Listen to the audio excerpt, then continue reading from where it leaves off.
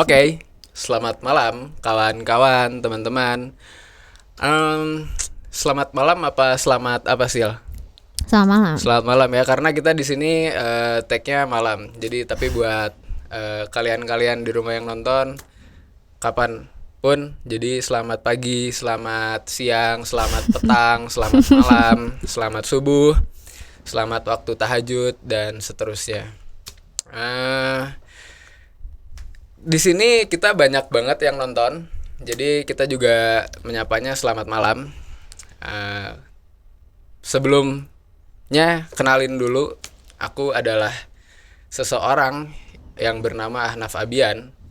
Dipanggilnya bebas, mau panggil Ahnaf, mau panggil Abi, mau panggil, tapi biasa orang-orang panggil aku Kurt Cobain karena ada sebuah aliran darah beliau yang mengalir deras ke dalam tubuhku ini. Kita juga ada di sini. Aku nggak sendiri, ngobrol sama teman SD, teman kecil aku. Beliau adalah sosok yang menginspirasi kehidupan banyak anak muda. Iya nggak sih? Enggak apa? Iya. Iya, mudah-mudahan dipikirkan ya. dulu. Mudah-mudahan. Dia adalah tokoh yang menginspirasi banyak anak muda. Salah satunya juga aku termasuk yang terinspirasi sama dia. Dia ini pemuda berbakat, bersahaja, berbahagia tentunya.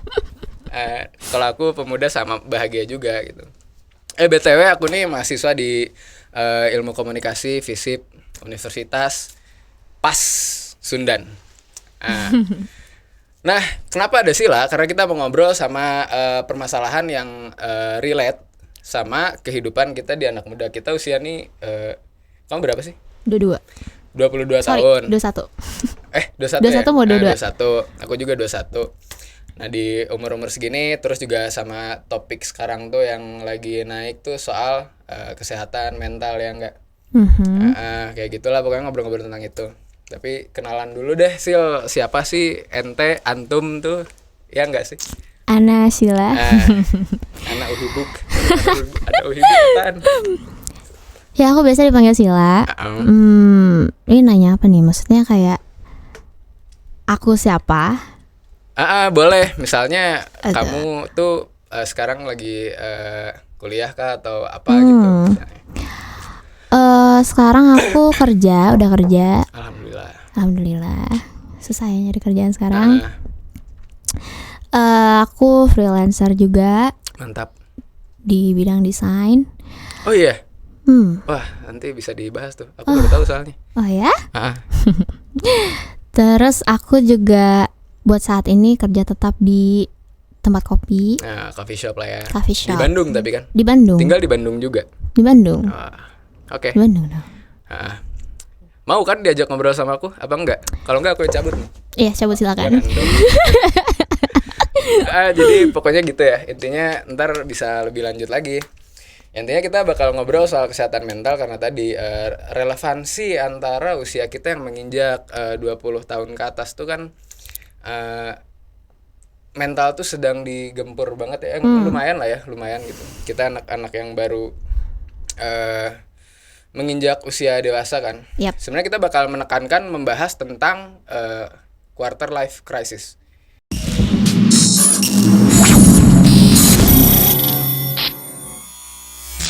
Oke.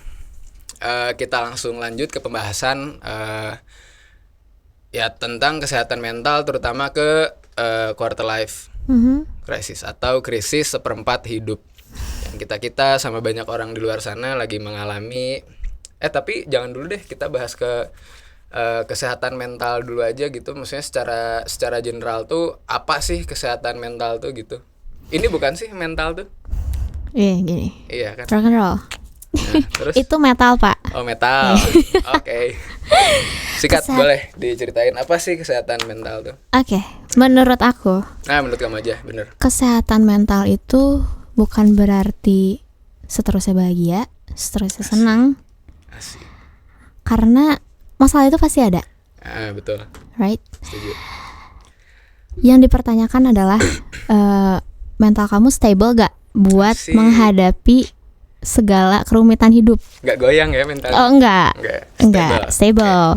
Karena kalau yang mentalnya sehat, dia menghadapi masalah itu enggak nggak ada kepikiran untuk menyakiti diri sendiri. Masih ada harapan untuk hidup. Gitu. Cukup. Soalnya aku ada banyak pertanyaan karena ini topik yang sangat menarik gitu. Jadi aku bakal nanya terus. Walaupun pertanyaannya aku masih lihat-lihat dikit karena lupa. Ya itulah, itu buat awal. Dari situ artinya kan kita sambungin ke usia kita yang sekarang nih. Di 21 kan. Yep. Juga 21, kita bahas aja langsung tentang quarter life crisis tadi, krisis seperempat hidup. Nah, buat harusnya sih banyak dari kita udah tahu, tapi kita jelasin lagi dari beliau ini, apa sih krisis seperempat hidup itu tuh menurut antum, ente? Menurut Ana, quarter life crisis itu yang terjadi, ada yang mengalaminya dari umur 18. Oh, berawal dari 18? Ya, ada. Masih buat SMA sebagian ya? orang. Ya. Baru tumbuh kumis tuh biasanya. Ya, terus? Asli. Cuman generalnya startnya dari 21 sampai apa bahasa Indonesianya? 30-an. 30-an. Gitu. Nah, biasanya. Itu quarter life crisis itu kan terjadi di usia segitu. Nah, yang terjadi ini apa sih yang terjadi gitu sampai kita nih kadang, waduh, quarter life crisis nih. Ya gak sih? Lumayan kan? Ya apa gitu sih yang terjadi tuh biasanya? Pusing mikirin finansial. Itu parah. Itu in general ya. Tapi kalau misalkan mau digali lebih dalam lagi, sebenarnya kehidupan tuh nggak selamanya tentang finansial. Banyak ya? Yap. Jadi orang tuh masih mencari jati diri sebenarnya. Menurut aku ya. Karena ya based on teman-teman aku range umurnya ngacak. Ada yang udah 50 gitu. Ada. Oh, ada. Banyak aku koko itu. Serius? Sumpah. Jadi kalau yang 2 tahun gitu ada nggak? Kekecilan ya? Kekecilan. Belum bisa diajak ngobrol ya? Ngopi. Masih mencari kebahagiaan. Masih belum tahu definisi bahagia itu apa sebenarnya. Gitu. Selain masalah finansial ya, karena bahagia itu kan ada banyak faktornya. Betul. Pasangan itu paling penting menurut aku. Oh, menurut kamu paling penting pasangan? Yap. Support system. Oh, benar sih. Iya, benar. Maksudnya kayak, ya lu juga gak akan ada kalau lu gak akan ada di dunia kalau misalkan lu tuh gak dibuat dari cinta, ngerti gak sih? Asik. Iya benar. Itu kan. Iya kan. Iya. Mau lu suka atau enggak, ya judulnya juga right? Iya, betul. Buah hati. Buah cinta gitu loh. Ya, dari situ kenapa penting kan pasangan itu. Terus umurnya susah mencari pasangan yang cocok, yang sefrekuensi. Betul. Karena kayak sebenarnya yang sefrekuensi itu belum tentu yang seumuran juga, belum tentu yang udah lebih tua juga. Bisa jadi yang sefrekuensi itu malah yang lebih muda dari kita. Ya, macam-macam lah ya. Macam-macam. Karena background orang juga beda-beda. Gitu. Menurut aku gitu sih. Berarti kita istilahnya kita buletin aja gitu ya. Misalnya yang terjadi di quarter life crisis ini adalah kecemasan atau kekhawatiran kita soal pasangan. Karir, ya kan ya, finansial, uang gitu. Sama satu lagi mungkin pendidikan kali ya. Lumayan gak sih? Soalnya aku lagi panik skripsian gitu. Iya sih, bisa. Lumayan lah pendidikan ya. Kita buletin jadi itulah. Nah, aku mau tanya soal, kan orang mengalami kecemasan itu di titik yang berbeda ya. Ada yang dia cemas banget di masalah karir, ada yang di masalah pendidikan, ada yang di masalah cinta gitu. Nah, misalnya aku lumayan cemas di masalah pendidikan gitu misalnya. Nah, aku mau nanya pengalaman kamu di quarter life crisis ini apa sih yang kamu rasain gitu? Di aku pendidikan sempat. Itu kapan tuh pendidikan, SMA kah atau? Lulus SMA aku mau tuh ke kuliah itu berarti? Iya. Aku desperate banget mematokkan diri sendiri aku harus kuliah pada saat itu. Padahal kan nggak harus. Gitu. Padahal nggak harus juga sih. Cuman ya mungkin karena dulu aku anak rumahan, aku jadi kayak pemikirannya lebih sempit. Aku terpatok sama status, gitu ya? Sama status. Aduh, sorry. Status. Yes. Nah, cuman di situ kayak akhirnya aku coba kerja deh, gitu. Tapi itu benar-benar stres banget. Untuk aku let go, yaudah gue nggak usah kuliah, itu susah banget. Karena aku depres. Kan pada kuliah, gitu. Aku depres banget. Aku pada saat itu nggak bisa kuliah karena nggak dapat support dari orang tua. Oh gitu? Iya. Support dari emosional kah atau dari materi kah atau? Materi sebenarnya ada. Emosionalnya. Oke. Justru itu yang malah lebih apa ya? Lebih kena gitu nggak sih dari emosional ya? Iya. Bingung kan gitu. Yeah. Terus setelah itu aku kerja pun kayak, udah nih gue ke depannya mau gimana ya? Aku tuh terlalu stres akan masa depan yang bahkan aku nggak tahu ngapain gitu kan, kita pusing-pusing mikirin masa depan yang kadang gini, misalkan ambil contoh, lu sekolah perhotelan. Ya. Tiba-tiba kerja jadi apa gitu. Pasti mikirnya kan? Prospek kerjanya juga kan. Padahal belum tentu rezeki lu tuh ada di perhotelan juga. Betul. Jadi kayak ya ngapain dipikirin? Ngerti gak sih? Yeah. Semuanya tuh udah ada skenarionya dari Tuhan gitu loh. Jadi cara aku menenangkan diri itu dari ya udah aku berserah diri. Iya. Dan aku jalanin apa yang ada di depan mata. Oke. Yang di depan mata saat itu kerja kan ya. Nah tadi kan sempat menyinggung soal support emosional dari orang tua itu kan. Nah aku mau tanya nih, karena kebetulan aku juga di ilmu komunikasi gitu kan kuliah. Aku mau tanya nyangkut-nyangkutin ke situ. Gak apa-apa. Tapi emang nyangkut juga sama ke mental kamu juga kan sebenarnya. Sebenarnya aku mau nanya pengaruhnya ke komunikasi antara kamu sama orang tua tuh gimana? Atau malah bahkan sama lingkungan luas gitu. Karena kan kamu lagi istilahnya mental breakdown gak sih, bukan istilahnya gitu kali ya? Apa enggak juga? Ya pokoknya mentalnya lagi kena lah ya. Mentalnya lagi kena. Pengaruhnya tuh ke interaksi antara kamu sama orang tua, sama teman kamu, bahkan sama diri kamu sendiri tuh kayak gimana sih? Kacau. Nah, super interpretasi kacaunya tuh kayak apa? Kebenaran Ketawa sih katanya kacau. Nah, terus? Kebetulan mama aku itu dia emang ada mental issues, mental condition. Dan aku juga didiagnosa yang sama. Cara kamu memperbaiki itu gitu, mengkomunikasikannya ke orang lain tuh sama ke diri kamu sendiri gimana gitu? Apakah sekedar minta maaf atau gimana gitu? Kau punya caranya yang ngasih penjelasan ke mereka bahwa yang kamu alami ini sebuah sesuatu yang kadang mungkin gak terkendali ya kan? Yep. Nah itu gimana cara kamu komunikasi ke mereka? Pasti orang terdekat kan, pasti harusnya tahu kan. Sebenarnya aku nge-keep diagnosa ini kayak bertahun-tahun. Jadi keluarga aku nggak ada yang tahu. Makanya mereka pusing sendiri ngadepin aku. Pantesan. Nah, akhirnya aku rasa aku nggak bisa nge-keep sendiri terus, karena aku juga kasihan dong sama orang sekeliling aku, karena kayak aku ngerasanya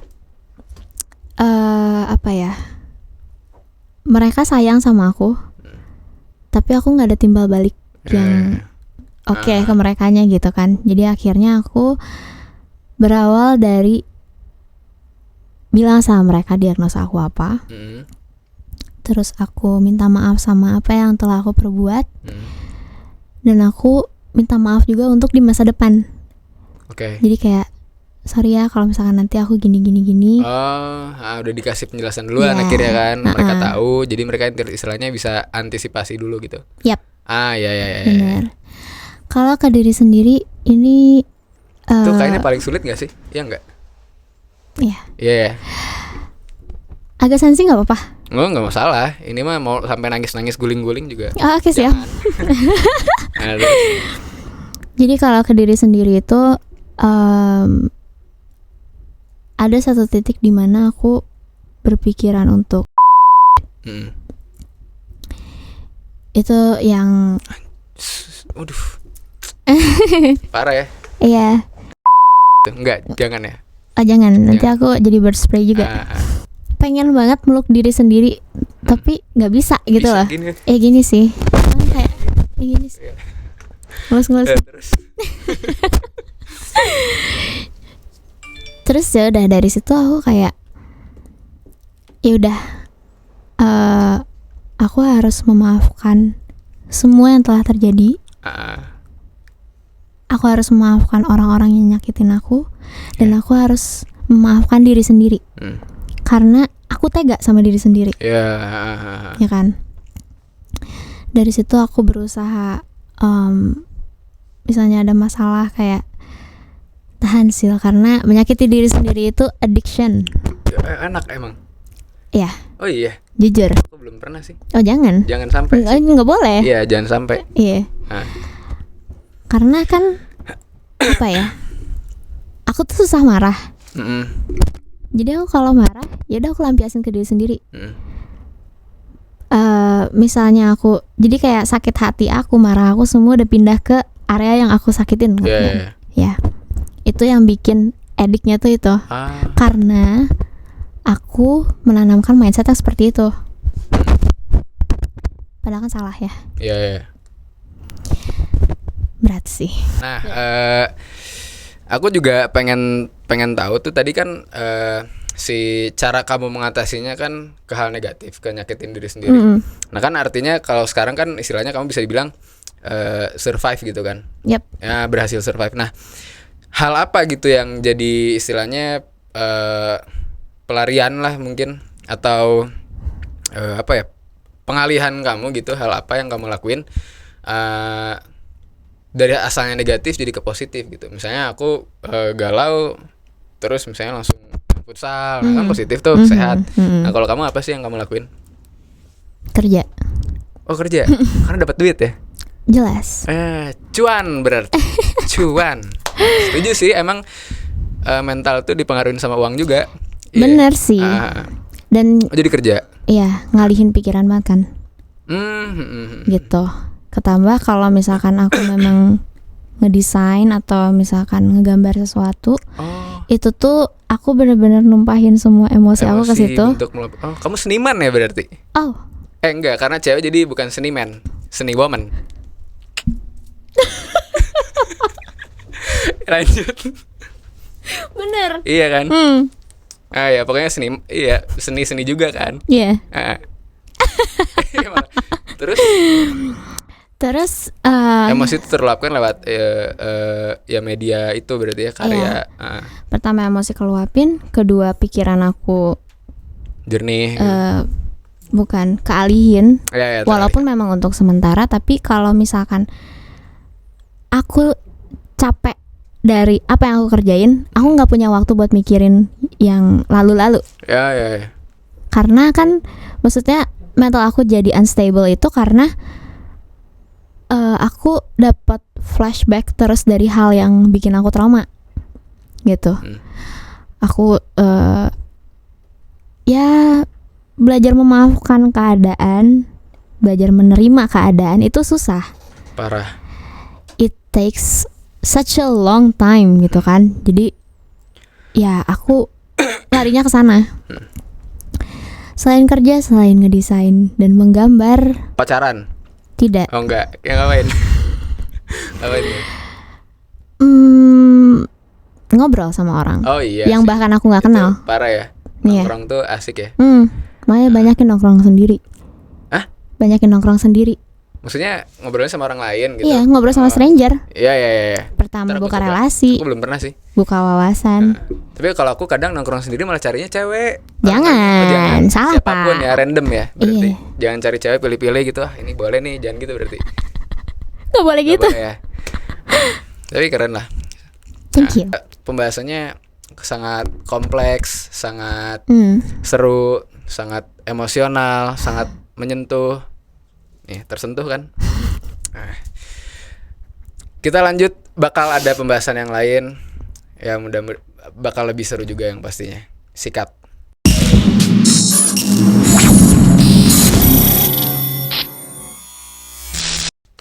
Oke kan tadi masih di seputar quarter life crisis kan, krisis seperempat hidup tadi. Yep. Nah itu berapa lama sih kurang lebih? Apa masih belum selesai sebenarnya? Sebenarnya masih belum selesai. Masih belum selesai karena masih akan datang terus masalah-masalah yang lain kan? Iya. Tapi untuk aku sendiri, aku mengalaminya dari 18 tahun. Ya, sampai sekarang masih. Sampai sekarang. Oh. Karena kayak emang masanya kan. Iya. Sampai nanti juga 30 tahun gitu loh. Ya, jadi ya, we can do it. Iya, mudah-mudahan. We can do it. Pasti bisa lah ya. Pasti bisa. Nah, jangan sampai Enggak, jangan. ya? Jangan. Tapi aku sempat kepikiran kayak Kurt Cobain gitu. Tapi jadi rockstar dulu, tapi jangan kan? Jangan. Jangan, Pak. Nah. Ngapain? Nah, tadi juga disinggung soal support system kan tadi, ngebahas soal support system. Untuk yang aku tahu mengatasi krisis seperempat hidup ini, support systemnya bukan hanya dari maksudnya punya dua sisi kan. Support system internal gitu dari diri kita sendiri, sama support system eksternal gitu. Nah, aku mau tahu sebesar apa peran support system itu selama kita mengalami masa krisis seperempat hidup ini? Sangat besar. Nah, punya andil besar banget. Kenapa? Karena kita itu kan lagi dihadapin sama hal yang sulit di umur kita ini gitu kan. Jadi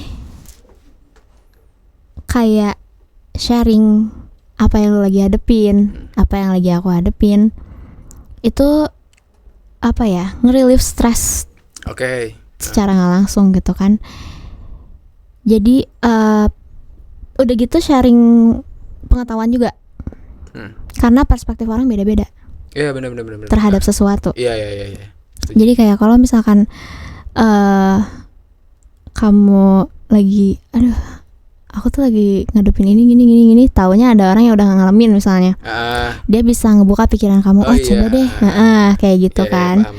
Makanya itu kenapa aku bilang sangat besar selain dari diri sendiri, gitu. Kayak support system tuh nggak selalu pacar loh. Nah, itu dia yang mau aku bahas juga.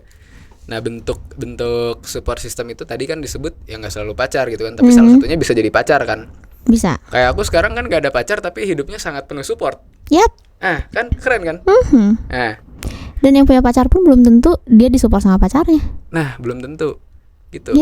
Jadi ya support system itu asalnya bisa dari mana aja. Nah, gitu. Dan bentuknya pun beragam. Dan aku juga mau tahu tuh dari mananya aja tuh, lebih spesifiknya dari siapa aja, dari apa aja gitu. Gimana tuh? Kalau dari apa, berarti sebuah bentuk yang bukan orang. Iya, misalnya musik gitu, atau olahraga.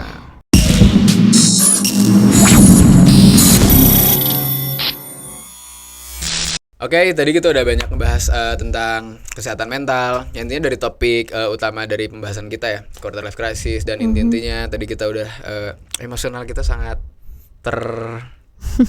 tersentuh lah. Masa sih? Tersentuh. Nah, itu tersentuh barusan aku. Kita lanjut lagi. Ini udah mau di sesi akhir obrolan kita, pembicaraan kita. Ini menarik juga karena soal karir kamu ini. Kerjaan. Kamu di ini ya, kerja di coffee shop ya? Yap. Nah, dia ini kerja di coffee shop. Aku juga suka ngopi, tahu? Iya, tahu aku. Tahu nggak kenapa aku suka ngopi? Kenapa? Karena aku malas nyatet. Boleh. Boleh. Langsung aja kita tanya langsung nih ke beliau yang emang menginspirasi saya juga, aku juga gitu, terinspirasi umur segini.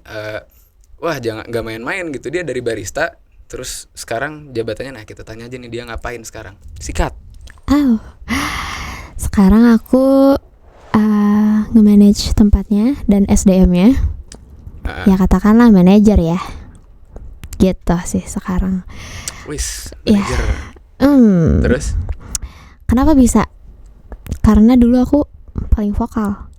Karena aku banyak vokalnya di misalnya masalah event. Terus ya pokoknya aku kayak banyak, aduh Pak mending gini. Bu mending gini gitu. Awalnya dari situ. Terus udah kayak gitu, misalkan operasionalnya ada yang nggak bener, aku yang bawel. Manajer aku lebih ke yang ya udah gitu. Awalnya dari situ. Udah mulai kelirik tuh dari beberapa bulan sebelum aku. Lirik kita mondnya. Iya ada yang gitu. Terus akhirnya manajer aku cabut. Owner aku langsung minta aku buat ngegantiin manajer yang sebelumnya. Aku bilang awalnya nggak mau. Karena takut gak dong. Pede ya? Pertama nggak pede, kedua aku gak ada ilmu kesana, ketiga tanggung jawabnya berat. Oke. Cuman ternyata mereka gak mau siapa-siapa, maunya aku. Waduh, maunya Sila gitu. Sila keberapa tuh? Ketuhanan yang Maha Esa 1. Oh, gak boleh gitu. Ya. Oke. Terus ya udah akhirnya aku oke deh. Jalanin aja. Jadi ya learn by doing. Asik, learning by doing. Yep.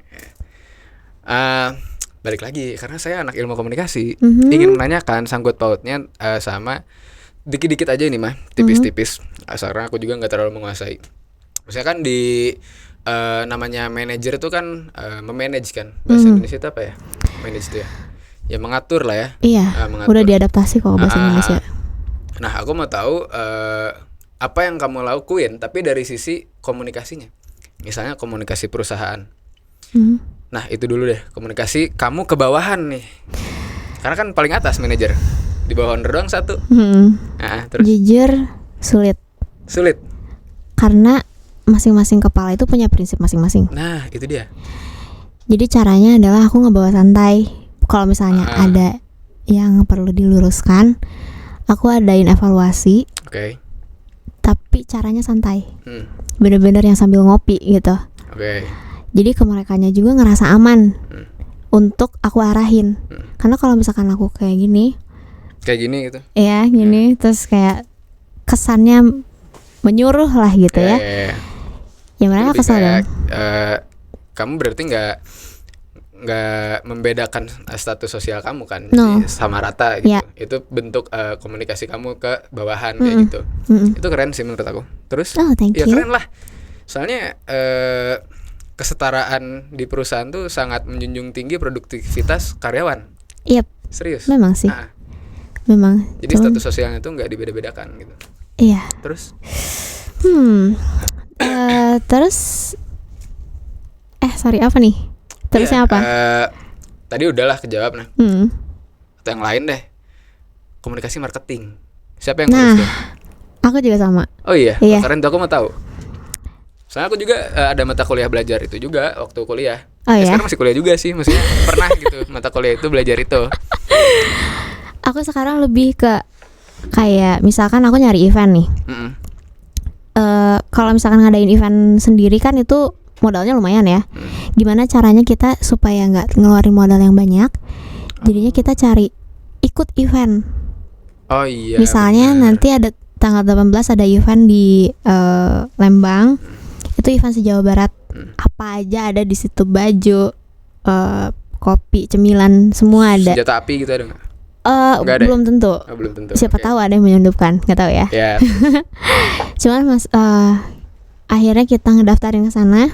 Itu kan sekalian buat exposure nama juga kan. Iya. Nah terus udah gitu, terus misalkan ada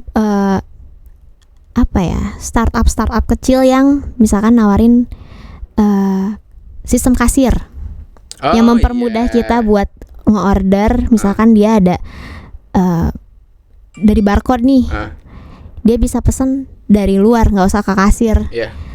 Dia ngasih ke kitanya itu misalkan potongan berapa persen untuk setahun pertama. Ngasih beberapa persen potongan ke customer, tapi ke kitanya itu tetap harganya. Jadi sama mereka di cover buat awal setahun pertama. Dan aku dapat exposure juga dari mereka karena mereka pas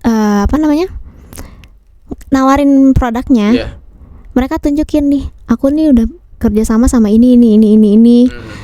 Mereka juga baiknya mereka ngejelasin masing-masing dari mereka tuh produknya gimana sih. Kemarin ada nyambungnya, maksudnya kayak ada customer yang datang dari si sistem kasir yang tadi, yang barcode tadi. Wah keren, aku bilang. Terus kayak sponsor rokok itu lumayan. Lumayan lah rokok. Iya. Apa? Lumayan lah. Terus? Itu yang kayak gitu-gitu sih. Kalau TikTok sebenarnya nggak terlalu efektif sebenarnya. Nggak terlalu, karena lebih banyak yang joget-joget ya. Yep. Terus emang sosial media dimainin juga. Cuman aku mau ngefokusinnya ke ya udah mending ikut event aja, misalnya pop up di mana. Itu kayak gitu-gitu. Nge-branding si perusahaan lah ya. Yap. Kayak gitu. Terus misalnya aku nge-sponsor acara Vespa. Toko kopi skuter kan anak-anak Vespa kan. Anak Vespa, betul. Jadi misalnya mereka ada acara kemana, skuter dibawa, gitu. Dapat juga customer dari situ. Asik. Itu komunikasi marketing yang bagus. Jadi kalian bisa contoh dari situ ya kan. Inspiratif semoga sekali ya. Semoga mencontoh. Lanjut nih. Karena kita udah terbatas ini juga ya waktu. Langsung aja. Kita nih butuh closing statement istilahnya. Closing statementnya gini aja deh. Tips buat penonton atau pendengar ya, buat kita juga yang di studio ini yang 500 orang banyaknya. Tipsnya menghadapi quarter life crisis. Karena tadi kan topik intinya kan itu kan. Kita coba deh dengar dari Sila ini. Tipsnya sebenarnya ada menyangkut ke agamanya juga ya. Karena spiritual ngaruh berarti. Ngaruh. Oke, terus. Jujur ngaruh. Kenapa? Karena kalau misalkan kita udah percaya sama Tuhan, kita nggak akan lagi mempertanyakan, aduh ini kenapa sih?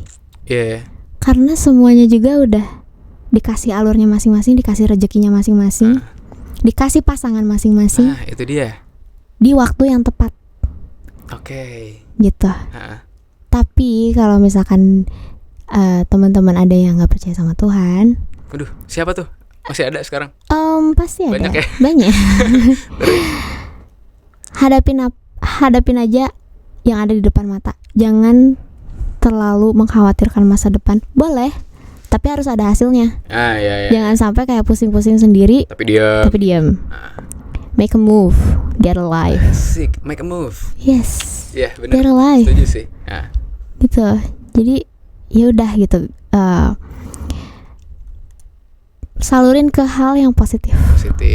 Please. Jangan negatif. Jangan dikit-dikit mabok. Itu. Maboknya jangan dikit-dikit. Enggak dong, dikit-dikit jangan mabok.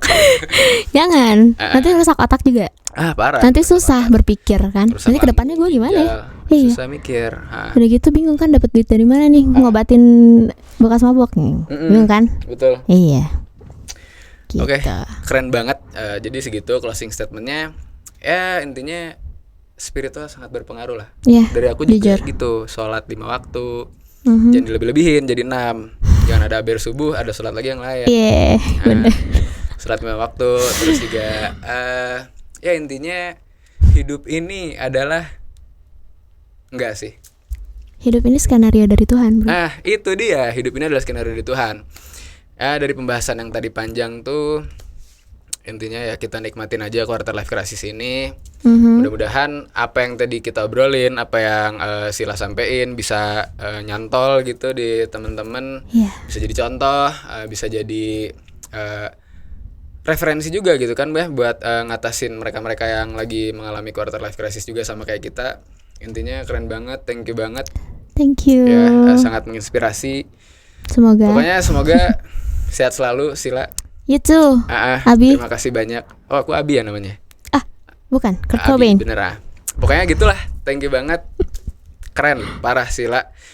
Follow IG-nya Sila dulu. Gak usah. Ahnaf Fabian. Oh, bener. Oh, itu IG aku.